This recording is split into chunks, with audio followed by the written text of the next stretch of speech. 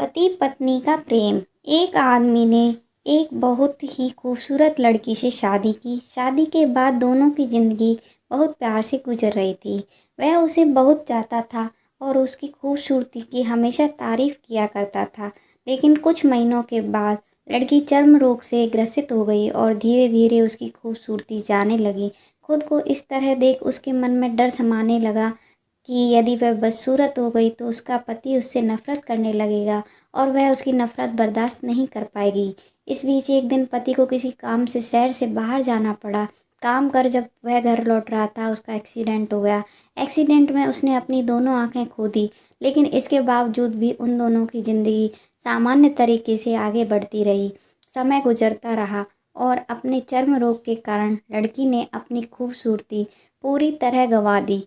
वह बदसूरत हो गई, लेकिन अंधे पति को इस बारे में कुछ भी पता नहीं था, इसलिए वह उसे उसी तरह प्यार करता था।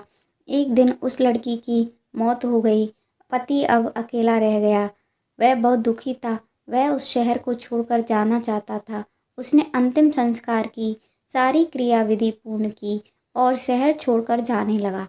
तभी एक आदमी ने पीछे से उसे पुकारा और पास आकर कहा, अब तुम बिना सहारे के अकेले कैसे चल पाओगे? इतने साल तो तुम्हारी पत्नी तुम्हारी मदद किया करती थी। पति ने जवाब दिया, दोस्त, मैं अंधा नहीं हूँ। मैं बस अंधा होने का नाटक कर रहा था, क्योंकि यदि मेरी पत्नी को पता चल जाता कि मैं उसकी बदसूरती देख सकता हूँ तो यह उसे उसके रोग से ज़्यादा दर्द देता। इसलिए मैंने इतने साल अंधे होने का दिखावा किया। वह बहुत अच्छी पत्नी थी। मैं बस उसे खुश रखना चाहता था।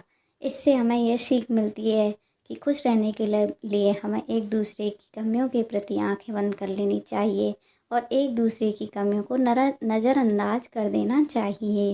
जय श्री कृष्णा।